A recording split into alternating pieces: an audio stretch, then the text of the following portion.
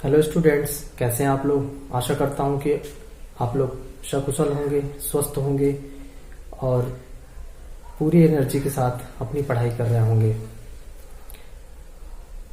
आज फिर से मैं आप लोगों के लिए क्लास 12th के लिए फिजिक्स का एक लेक्चर लेके आया हूं, जिसमें आज मैं आप लोगों को जो है गॉस नियम के लिए कुछ महत्वपूर्ण तथ्य और गॉस नियम के अनुप्रयोग के बारे में बताएंगे।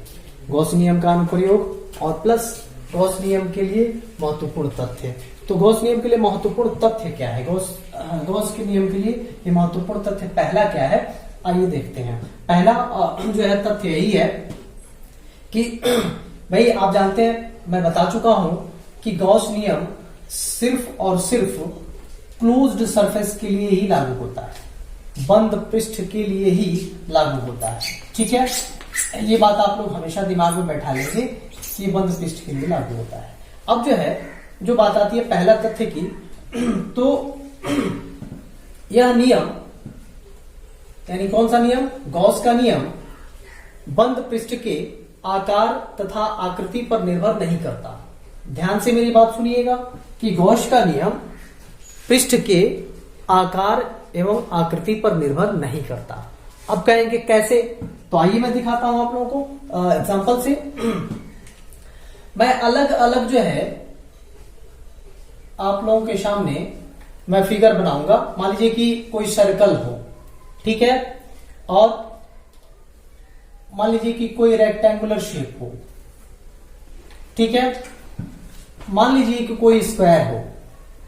ये अलग अलग आकृति आप देख सकते हैं। स्क्वायर हो, मान लीजिए कि ट्रायंगल हो, ट्रायंगल ले लीजिए, ठीक है, कोई जो है इरेगुलर सरफेस ले लीजिए, अनियमित सरफेस ले लीजिए, ठीक है, अनियमित क्लोज्ड सरफेस ले लीजिए, ठीक है। इन चार, ये जो पांच हम बना रखे हैं, यानी कि पहला, दूसरा, तीसरा, चौथा एंड पांचवा।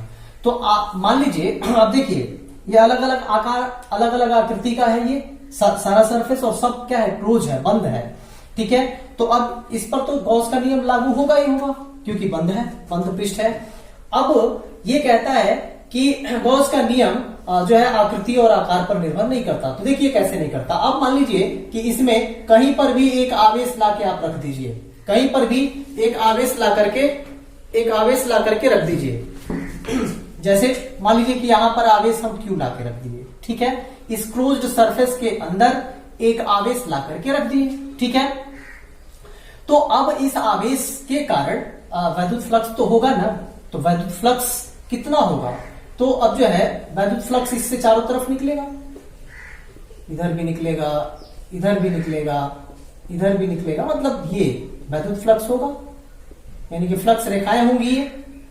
तो कितनी होंगी, तो गॉस साहब ने कहा कि वैद्युत फ्लक्स फाई ई बराबर होता है जितना आवेश होता है उसका कितना गुना, 1/ε0 गुना। तो आप देख सकते हैं कि यहां से हम लिख सकते हैं Q/ε0 गुना। तो अब यहां पर मान लेते हैं कि ये जो है सरफेस का नाम अगर हम लोग रखें, तो ये जो है सरफेस मान लेते हैं S1 है, और यह क्या है S2 है, यह क्या है S3 है, इसको मान लेते हैं S4 और इसको मान लेते हैं S5 सरफेस। तो नोटेशन अगर हम लोग बनाएं तो फाई S1 लिख सकते हैं, phi S1 is equal to Q upon क्या आ जाएगा, ε0, ठीक है, देख सकते हैं आप। अच्छा, अब दूसरे के लिए बात करते हैं भाई। देखिए दूसरा क्या है, आयत है। तो आयत में भी हम कहीं पर एक जो है आवेश रख दें यहां पर, तो वैद्युत फ्लक्स कितना होगा, तो वैद्युत क्षेत्र रेखाएं तो निकलेंगी ना यहां से चारों तरफ, देख लीजिए चारों तरफ निकलेंगी वैद्युत क्षेत्र रेखाएं। तो अब यहां पर भी आवेश क्या रखा हुआ है, क्यू ही रखा हुआ है। तो जरा अब देखिए फ्लक्स कितना होगा, वैद्युत फ्लक्स फाई ई, वैद्युत फ्लक्स कितना होगा, फाई ई, नेट वैद्युत फ्लक्स कितना होगा, फाई ई। तो फाई ई की जगह पे हम क्या लिखेंगे भाई, फाई S2, नोटेशन बना रहा है सरफेस 2 के लिए। तो ये भी कितना होगा, क्यू ही है आवेश, और इसका कितना गुना होगा भाई, गॉस के नियम से 1/ε0 गुना होगा। तो यानी कि phi S2 is equal to क्या हो जाएगा, Q/ε0, ठीक है। अब जरा यहां पे आइए, इसमें भी आवेश कहीं पर रख दीजिए, यहां पर मान लीजिए यहां पर रख दिया Q, तो ये फ्लक्स रेखाएं ऐसे निकलेंगी यहां से, ठीक है। तो अब यहां के लिए जरा लिख के देखिए, phi S3 is equal to वही Q है, इसका कितना गुना हो जाएगा 1/ε0 गुना। तो phi S3 is equal to भी क्या आ गया 1/ε0 गुना। ठीक है, ऐसे ही यहां पे रख दीजिए, इसमें भी आवेश Q। तो ये फ्लक्स रेखाएं होंगी, ये फ्लक्स रेखाएं होंगी, ठीक है। तो यहां पर अब मान लीजिए कि फाई S4 होगा, तो phi S4 is equal to क्या लिख सकते हैं, वही Q/ε0। इस इरेगुलर सरफेस में रख दीजिए कहीं पर, यहां पर रख दीजिए आवेश Q को, तो फ्लक्स रेखाएं निकलेंगी ऐसे, यहां से ऐसे निकलेंगी। तो यहां पर भी क्या हो जाएगा phi S5 is equal to क्या हो जाएगा भाई, यहां पर भी Q/ε0 होगा। तो जरा आप देखिए कि यहां पर भी Q/ε0 आ रहा है, यहां पर भी Q/ε0 आ रहा है, और यहां पर भी Q/ε0 आ रहा है, यहां पर भी उतना ही आ रहा है, यहां पर भी उतना ही आ रहा है। तो लिख सकते हैं अर्थात phi S1 is equal to phi S2 is equal to phi S3 is equal to phi S4 is equal to phi S5।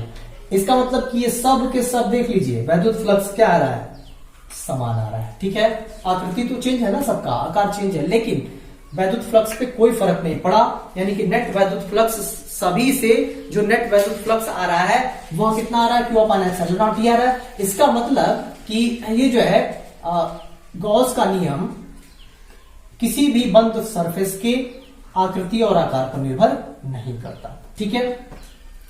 अब आइए दूसरे की बात करते हैं। दूसरा तथ्य क्या था इनका भाई, दूसरा तथ्य ये था कि गॉसियन पृष्ठ या बंद पृष्ठ में आवेश कहीं पर भी हो, बात समझिएगा, पृष्ठ के अंदर आवेश कहीं पर भी हो, कहीं पर स्थित हो, तो वो जो है उस आवेश की स्थिति पर फ्लक्स निर्भर नहीं करता। अब इस बात को समझेंगे कैसे। अब मान लेते हैं कि ये कोई क्लोज्ड सरफेस है, आवेश को हम यहां रख दिए, आवेश को कहां रख दिए, आवेश को देखिए यहां रख दिए Q को, ठीक है। तो अब यहां से फ्लक्स रेखाएं निकलेंगी, ठीक है। तो वैद्युत फ्लक्स कितना हो जाएगा इसका फाई ई, या मान लीजिए कि ये सरफेस S1 है, तो S1 हो सकता है, ये नोटेशन आप बना सकते हैं। तो ये कितना होगा Q का ε0 गुना, मतलब Q/ε0 होगा, ठीक है। तो ध्यान दीजिएगा कि आवेश यहां रखा हुआ है इस सरफेस में। अब इसी सरफेस को फिर से ले लेते हैं, उतना ही बड़ा सरफेस है, वही सरफेस सेम है। अब आवेश को कहां रख दिया, दूसरे जगह रख दिया, यहां पे रख दिया, उतना ही आवेश को यहां रख दिया। तो फिर यहां के लिए भी फ्लक्स रेखाएं निकलेगी ऐसे। तो यहां पर अगर मान लेते हैं S2 है, तो phi S2 is equal to क्या हो जाएगा भाई Q/ε0 हो जाएगा, होगा कि नहीं होगा, आप बताइए जरा, ठीक है। तो क्या देख लीजिए कि आवेश की स्थिति पर निर्भर कर रहा है क्या, वैद्युत फ्लक्स आवेश की स्थिति पर निर्भर कर रहा है क्या, नहीं। आवेश अगर उस बंद पृष्ठ में कहीं पर भी रखा हो तो फ्लक्स जो है उतना ही होगा, वैद्युत फ्लक्स उतना ही होगा, इस पे कोई असर नहीं पड़ेगा, ठीक है। मेरी बात को अच्छे से समझ गए होंगे, मुझे उम्मीद है। सर अगर मान लीजिए कि यहां पर हो जाए तो भी उतना ही होगा, यहां पर रख दें हम आवेश को तो भी उतना ही होगा, बीच में रख दें तो भी उतना ही होगा, यानी कि आवेश की स्थिति पर निर्भर नहीं करता, ठीक है। ये अब ये तीसरी स्थिति देखते हैं। तीसरी स्थिति क्या है इनकी, तो तीसरी स्थिति यही है कि वह आवेश नेट फ्लक्स में कोई योगदान नहीं देता। इसका मतलब ये हुआ कि मान लीजिए कि कोई आवेश यहां पर रखा हुआ है, यहां पर, और आप सरफेस चूज कर रहे हैं यहां पर, ठीक है। तो देखिए ये जो है वह आवेश हुआ, इस क्लोज्ड सरफेस के अंदर नहीं है, इस बंद पथ के अंदर नहीं है, तो इसका योगदान नेट फ्लक्स पर नहीं होगा। गॉस के नियम में जो नेट फ्लक्स होगा, गॉस के नियमानुसार जो नेट फ्लक्स होगा इसका, उस पर इसका कोई योगदान नहीं होगा। अब आप कहेंगे कैसे, तो देखिए यहां से अगर मान लेते हैं कि फ्लक्स रेखाएं, दो फ्लक्स रेखाएं चली, तो देखिए दो फ्लक्स रेखाएं इंटर की और यही दो फ्लक्स रेखाएं बाहर भी निकल जाएंगी नहीं, बताइए, दो फ्लक्स रेखाएं बाहर निकल जाएंगी। तो जितनी फ्लक्स रेखाएं इस बंद पथ के अंदर, इस बंद पथ के अंदर प्रवेश की, उतना ही क्या हो गई, बाहर निकल गई। तो आप जरा बताइए कि नेट फ्लक्स होगा क्या, नेट फ्लक्स शून्य होगा। यानी इसके कारण तो नेट फ्लक्स इसमें नहीं होगा, क्योंकि जितनी फ्लक्स रेखाएं इंटर की उतनी ही फ्लक्स रेखाएं बाहर निकल गई, तो फ्लक्स रेखाएं इसमें है ही नहीं है।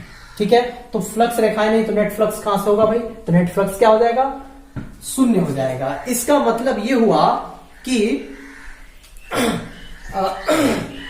वैद्युत क्षेत्र रेखाओं की संख्या बराबर हो रही है। देखिए जितनी इंटर कर रही है उतनी क्या हो जा रही है, निकल जा रही है। फ्लक्स रेखाओं की संख्या क्या हो जा रही है, बराबर हो जा रही है। ठीक है, इस तरह से जो आगत फ्लक्स है, आगत फ्लक्स और निर्गत फ्लक्स दोनों क्या होगा, दोनों के कारण फ्लक्स क्या हो जाएगा, शून्य। आगत फ्लक्स जो आ रही है वो किस में होता है, माइनस में, और जो दूर जाती है वो किस में होता है, प्लस में। दोनों अगर दो है तो -2 और +2 अगर ऐड करेंगे तो क्या हो जाएगा, शून्य। ठीक है, तो इसका मतलब ये हुआ कि हम लोग लिख सकते हैं φE is equal to Q/ε0 is equal to क्या, शून्य। यानी कि यहां पर आप देख सकते हैं कि कोई भी नेट फ्लक्स नहीं होगा, नेट फ्लक्स क्या हो जाएगा, शून्य हो जाएगा।